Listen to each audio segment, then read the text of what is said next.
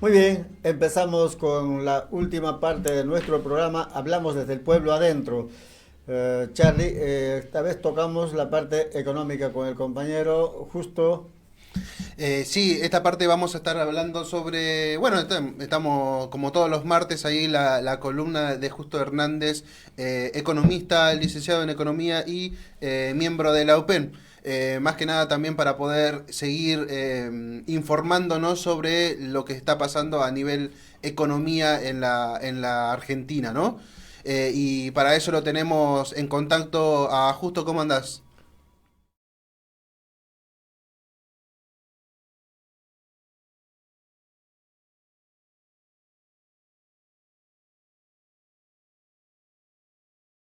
Ya decir atípica porque la verdad es que estamos viviendo como todas las semanas así alguna cosita referida de la economía y ya no sé qué es lo normal y qué es lo común también en ese sentido, ¿no? Buenos días, Justo, ¿cómo le va? Me parece que ahí la dinámica de la economía argentina no nos deja respirar un poco, ¿no? Seguramente estás bastante atareado con esto de análisis de todos los días y ahora con nuestro programa, bueno, nos vas a explicar un poco al alcance tuyo. Buenas, Juan. Sí, sí, están siendo semanas eh, raras, o sea, con mucha incertidumbre en general, producto propia de un proceso electoral que vamos a tener el domingo, ¿no? Y que no saben cuál es el resultado que pueda llegar a haber, pues también las elecciones de las PASO fueron muy apretadas, digamos, 29, 27, 26, 29, 28, 27, entre los tres candidatos, y eso implica que cualquier movimiento puede hacer que haya un balotaje entre dos de esos tres eh, y con los tres con políticas económicas muy distintas, ¿no? Obviamente lo que hoy se lee o se cree es que Milei terminaría como un dentro de ese primer lugar, entrando al balotaje, por lo tanto sus propuestas y sus dichos sobre la economía recalcan mucho más sobre la sociedad y sobre la cotización del tipo de cambio en este caso. En la última semana fue lo principal, o lo que principalmente se movió. También hay que tener en cuenta que la semana pasada se dio el dato de inflación, que se esperaba que para el mes de septiembre sea más chico que el mes de agosto, pero la realidad es que ese dato fue similar, un poco por arriba, fue de 12,7 contra un 12,4 en el mes, mostrando una presión inflacionaria bastante fuerte, donde el sector de alimentos sigue siendo el que principalmente genera ese arrastre de la inflación. Como decía Kane la otra vez, una inflación en alimentos es preocupante porque el hecho también impacta sobre las clases populares y genera mayores niveles de pobreza. ¿Se Bien, escucha? ahí te escucho demasiado bajo, igual no es por una cuestión de que tengas vos el audio bajo, estamos ahí mejorando la parte de los controles. Si igualmente más o menos te fui escuchando y nada, por un lado teníamos algunas informaciones sobre en realidad ha trascendido algunas cuestiones sobre sobre el IVA que teníamos para charlar hoy también. Y bueno, voy a mencionar ahí algunas cositas que queríamos retomar en ese sentido, ¿no? Para el día de hoy, que era sobre la cuestión del impuesto a a la compra de dólares, el análisis sobre la devolución del IVA, y algunos puntos clave sobre lo que sucedió sobre la ley de alquileres, ¿no? Sí, sí. Sí, ahí durante la última semana vieron nuevamente muchas novedades, muchos cambios. Primero en lo que es lo legislativo, se aprobó la ley de devolución del IVA, esta política que puso el gobierno desde el mes de septiembre, de que cualquier compra que realices eh, con tarjeta de débito tenga una devolución del 21%, principalmente en bienes de la canasta básica. Y eso ya pasó por el Congreso, ya se aprobó, así que ya es ley para implementarse el 1 de enero del 2024. Eso ya más independiente del gobierno. Después, obviamente, el presidente que venga puede, si quiere derogar eso, debería hacerlo por decreto, por lo cual eso implica otro tipo de conflictos. En cuanto a lo que es la ley de alquileres, también ya se aprobó en el Congreso un proyecto que marca que los contratos de alquiler deben ser a 3 años, ajustados por la tasa, por el índice salarial, que es un índice que construye el INDEC, donde muestra el nivel de salarios de la economía, cómo va evolucionando el nivel de salario de la economía. Entonces se ajustaría de manera semestral mediante ese índice. Previo a eso estaba ajustando mediante un índice de alquileres que publicaba el Banco Central, por lo que bueno, hay que ver cómo va a impactar sobre los precios, ¿no? Y sobre los planteos que había antes sobre el mercado inmobiliario. Y bueno, también se aprobó, que eso no creo que no charlamos, la modificación del impuesto a las ganancias Sí. ya desde el 1 de enero del 2024. Después, por otro lado, en cuanto a lo que es lo impositivo, se pusieron más impuestos al dólar ahorro, dólar solidario.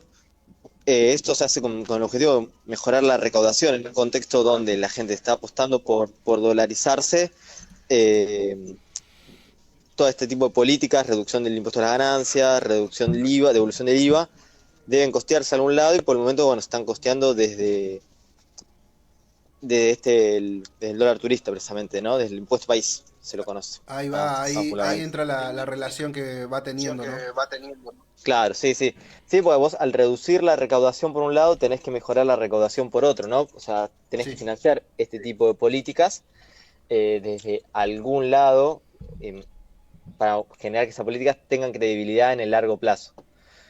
Por ende, se está apostando a que eso se financie mediante el impuesto país.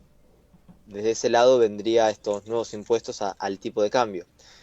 También, bueno, un poco para acompañar el proceso de suba que están teniendo los tipos de cambio y que el dólar ahora tampoco quede demasiado retrasado. Obviamente igual para eso es un ajuste virtual, digamos, porque el valor que vemos del tipo de cambio oficial es el de 350, ¿no? Que ese no se estaría moviendo de mínima hasta que pasen las elecciones, ¿no? Después del 22 de octubre también hay que ver, hay muchos hoy de decretos que se implementaron, como suba de naftas, el precio de la nafta, el dólar, eh, transporte y demás, que se encuentra frisado hasta que pasen las elecciones. Ahora, bueno, el día de ayer, el ministro de Transporte salió a anunciar que todo aquel que decida renunciar al subsidio puede hacerlo mediante completar un formulario, ¿no? El subsidio de transporte. Estamos hablando. Sí, una pregunta específica a eso, ¿no?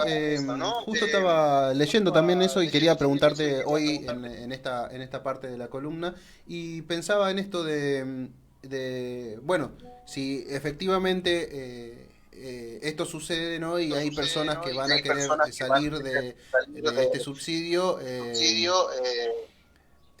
¿va a repercutir en los impuestos también?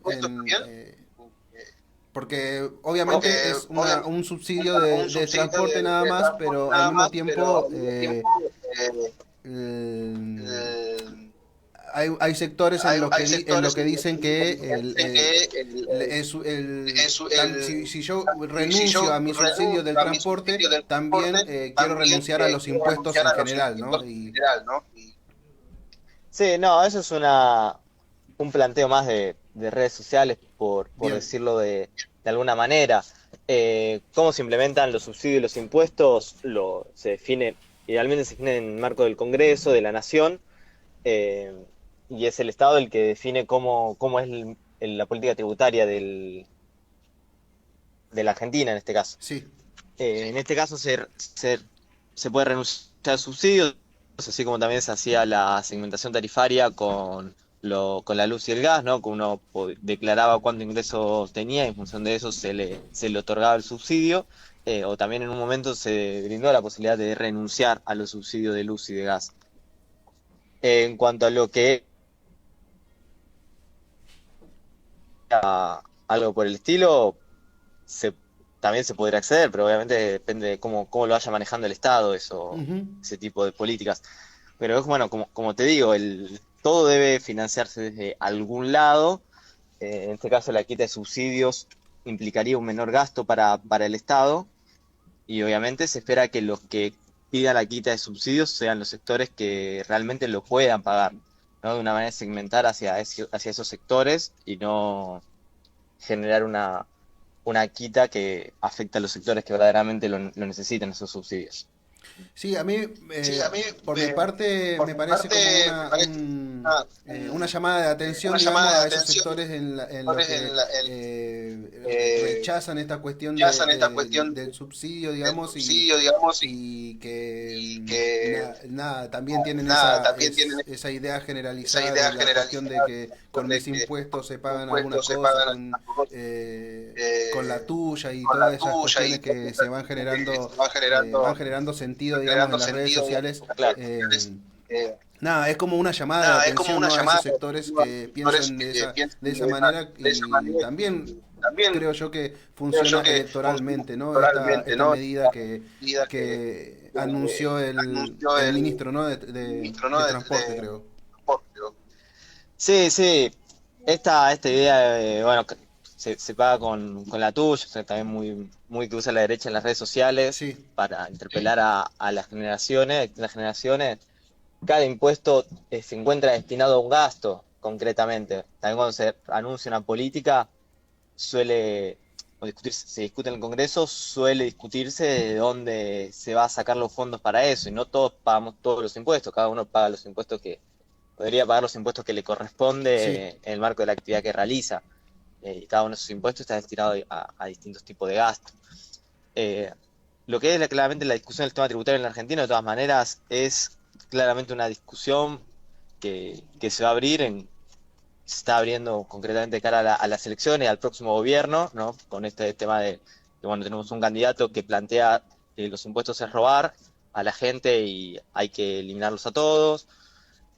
Bueno, Massa que planteó políticas de alivio fiscal, como el impuesto a las ganancias y el IVA. Entonces, vamos a una discusión del sistema tributario, y lo ideal sería un sistema tributario, por lo menos en nuestra postura, que sea progresivo, es decir, que le cobre impuestos a los sectores más enriquecidos de la economía para poder hacer política para los sectores más necesitados. Entendemos que ese sea el camino que hay que ir y esperamos, bueno, que se camine en los próximos años en Argentina. Bien, hay una partecita de hay algunas cuestiones de conceptos que yo no termino de entender, como el EMAE, el IPI y la utilización de la capacidad instalada, que me estuviste ahí Sí, charlando sí, un poco vos justo, pero capaz que para interiorizarnos un poquitito más de qué se trata de esas cuestiones, también, ¿no? son el EMAE, el estimador mensual, se llama estimador mensual de actividad económica, y el IPI, que es un índice de producción industrial. Lo que nos indican en general es el nivel de producción de los distintos sectores de la economía y cómo los sectores están creciendo. Nosotros tenemos el dato de crecimiento del PBI, estado del PBI, de manera trimestral, pero el dato del EMAI y del IPI, que se hacen de manera mensual, nos pueden estimar a cómo va a evolucionar la economía en lo que resta del año. Concretamente, Ahí va. en lo que es el EMAE, más concretamente, se ve una caída fuerte del sector agro, se publicó hace poco el índice, producto de la sequía que atravesó durante este año ese sector, y también dentro del EMAE se puede ver una caída del sector de la construcción, ¿no? Como dos sectores que son bastante dinámicos, que cuando se encuentran en expansión podemos tener una economía en crecimiento, pero bueno, durante este año fueron bastante golpeados, ¿no? Por la coyuntura económica. En cuanto a lo que es la UCI, utilización de la capacidad instalada, también te puede llevar a indicar la capacidad de crecimiento de tu economía. Es decir, cuánto puede absorber el sector productivo de mano de obra, de mano de obra precisamente, de bienes de capital. Hoy la utilización de la capacidad instalada, es decir, la capacidad que tiene el sector productivo para producir, básicamente, se encuentra, según el último índice que se publicó, un poco por debajo de lo que es el 2023, pero alrededor de un 68%, que son en general niveles altos, cuando la, la UCI suele llegar a niveles como 70, 80 y no superar ese nivel porque se estima que cuando el sector productivo ve que está en esos niveles, invierte para aumentar la capacidad instalada, ¿no? Y aumentar los niveles de producción de la economía. Eh, pero eso va en sintonía con el dato de empleo que se encuentra hoy en niveles bajos, ¿no? Con dato de desempleo, perdón, un nivel bajo, un 6% de desempleo en la economía aproximadamente, eh, que muestra, bueno, un poco lo que se charlaba en otros momentos, que la economía tiene cierta dinámica para ciertos pisos para poder crecer, pero bueno, los altos niveles de inflación y la inestabilidad en los precios relativos, como el tipo de cambio, la tasa de interés, hace que sea muy difícil tener una economía que puedas terminar este año creciendo. En ese sentido, también tuviste esta última semana, debido a la corrida bancaria y al alto dato de inflación, una suba de la tasa de interés por parte del Banco Central, Ahí va, eh, sí. que la aumentó nuevamente para encontrarse por encima de los o más cercano al nivel de inflación mensual y fomentar las diferentes herramientas de ahorro en pesos tradicionales, como bueno, son el plazo fijo o los fondos comunes de inversión en pesos, para impedir que todo eso se vaya hacia el tipo de cambio. Siempre una tasa de interés tiene un impacto sobre la actividad, producto de que, bueno, es plata que en vez de estar destinada al consumo, se destina más plata al ahorro debido a que se saca mayores rendimientos de, ese, de esos niveles. Eso podría impactar sobre el crecimiento del nivel de precios y obviamente sobre el crecimiento del tipo de cambio. Pero bueno, también hay que ver el nivel de credibilidad que tenga ese tipo de política y para estabilizar el tipo de cambio. Ahora, bueno, esta semana va a ser clave y la semana que viene lo que pase post elecciones también, ¿no? Vamos a tener que estar atentos a todo tipo de anuncio que se realice. Sí, una cuestión ahí de el nivel de consumo, ¿no? Que mencionaste recién. En esta última semana pasamos un fin de semana largo y los primeros sondeos que salieron, las primeras informaciones que salieron es que bajó eh, la tasa, digamos, de consumo por el Día de la Madre. Bajó un 3%, una cuestión con respecto al año pasado. Eso tiene que ver más o menos con esta cuestión, ¿no? Del ahorro o de más que nada por el contexto de crisis económica que estamos viviendo. Perdón, no te escuché bien la pregunta. Hola, no, se cortó un poquito. Sí, Sobre el nivel de gasto de consumo de este fin de semana, me decías, el sí, Día de la Madre. Sí. Si te entendí bien. Sí, a ver, estamos en un contexto complicado, es difícil en cuanto a predecir cómo se va a comportar cada una de las variables. En general, en contexto de crisis, como estamos atravesando este año, como vamos a tener atravesando, suele verse una caída en los niveles de consumo, precisamente es la variable dentro del PBI que más peso tiene, que más preponderancia tiene, explica casi el 70% el consumo del Producto Bruto Interno. Eh, Esos niveles suelen verse golpeados en contexto de crisis, también es una variable que no se golpea de un momento al otro, sino que busca tener cierta estabilidad en el tiempo. Pensemos, bueno, en nosotros mismos, cuando tenemos por ahí una crisis en nuestro ingreso personal, buscamos en primer momento sostener el nivel de consumo lo más posible para poder paliar ese momento de crisis y que no nos veamos tan afectados. De todas maneras, ya obviamente los altos niveles de inflación, más sobre la inflación que bueno, impacta sobre alimentos, sobre las prendas de vestir, eh, hace cada vez más difícil sostener esos niveles de consumo, ¿no? Producto de eso es el aumento de la pobreza. eh, y también hay que entender que bueno, la gente hoy está buscando mecanismos de ahorro, de cuidar su plata para hacer frente a los momentos que se vengan, que bueno, son de incertidumbre total, ¿no? ¿Qué va a pasar después del 23 de octubre? Si va a haber una devaluación o no, si los precios van a seguir aumentando a la tasa que vienen aumentando, quién va a ser el presidente, cuáles van a ser las primeras medidas que va a tomar. En función de eso, la gente también busca cuidarse y eso afecta a los niveles de consumo. Bien, yo por mi parte me ha generado bastante no sé vos, Dani, cómo lo viviste la semana pasada, todas estas cuestiones, ¿no? De la corrida,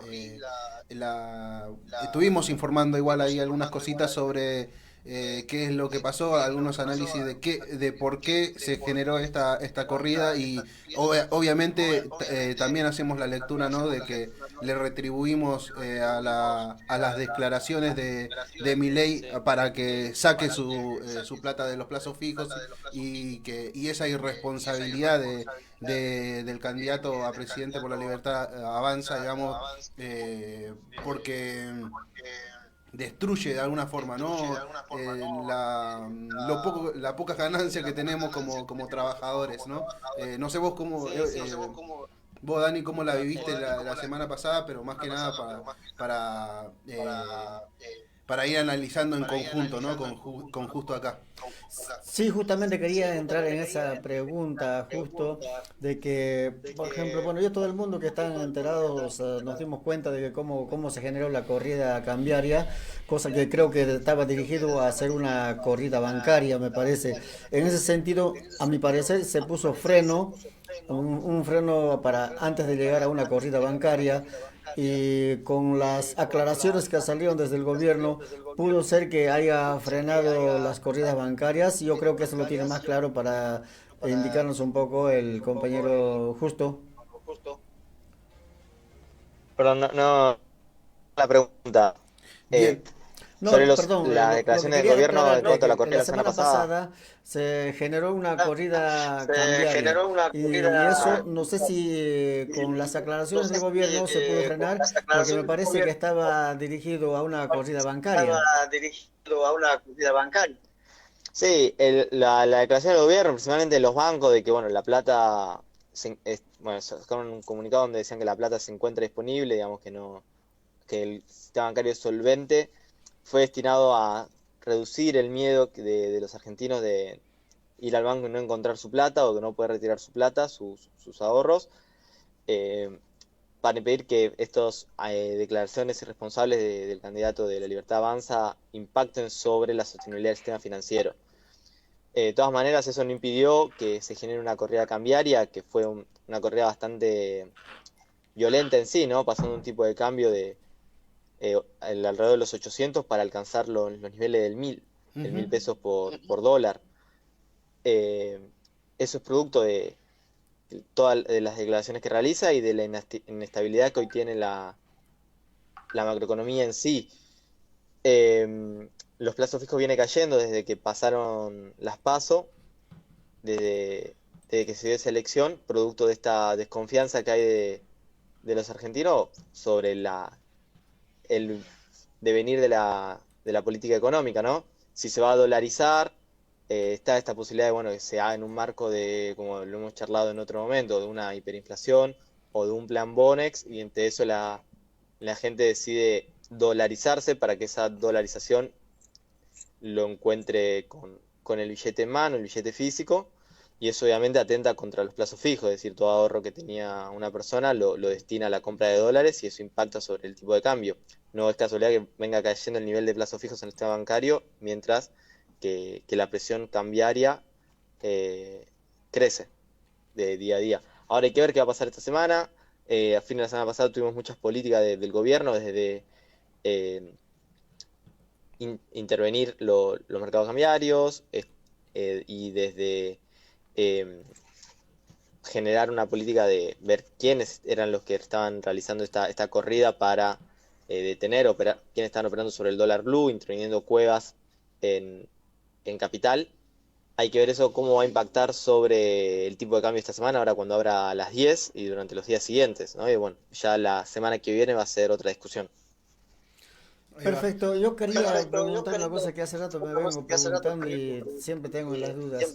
Quería que nos expliques, o sea, en una explicación cortita si se puede, ¿no? ¿Qué quiere decir el plan Bonex? ¿Qué sería el plan Bonex?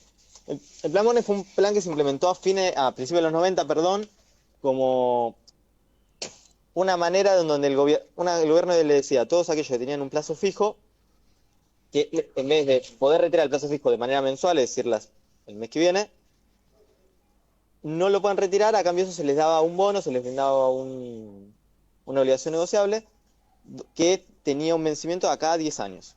Durante esos 10 años se le iban a ir pagando los intereses a los tenedores de esos bonos, y una vez finalizado ese plazo, la fecha de vencimiento, se le pagaba la plata que tenía en el plazo fijo. Eso es como una manera de contener una salida fuerte de depósitos bancarios, y sería una política que podría implementar un gobierno de Javier Milei para dolarizar la economía. Es decir, en vez de dolarizar absolutamente todos los pesos que hay en la economía, es decir, tanto los depósitos bancarios como los billetes que están circulando, podría hacer un plan Monex donde le da un bono a los que tienen plazo fijo, y de esa manera hay cierto circulante que no lo debería, ciertos depósitos que no los debería dolarizar hoy, sino los podría dolarizar dentro de 5 años, concretamente. Eso fue como se le dice Plan Bonex, pues en su momento se conoció como Plan Bonex, se le puso ese nombre. Tranquilamente, si Milei implementa una política de ese estilo, podría llamarlo de cualquier otra manera, ¿no? Ahí va. Eso es lo que sería, o de lo que se habla cuando se habla de Plan Bonex. Perfecto, bien entendido. Yo creo que así. Ahora es el último programa antes de elecciones con la parte tuya que es la parte económica.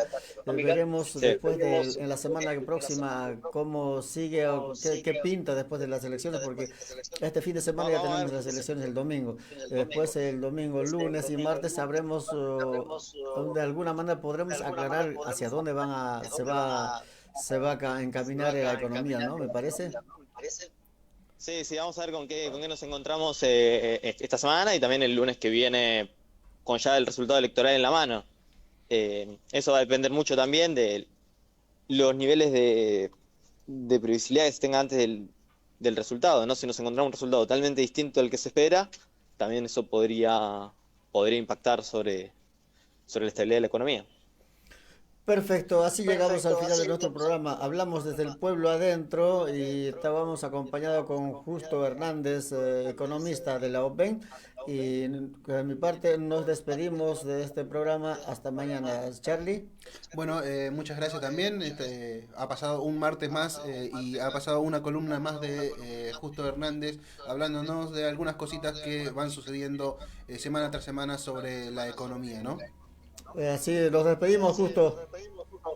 Bueno, muchas gracias. Chau, chau. Bien, así que hasta mañana conmigo. Mi nombre es Daniel Romero, conductor del programa. Hablamos desde el pueblo adentro, de Charlie. Bueno, nos vemos también.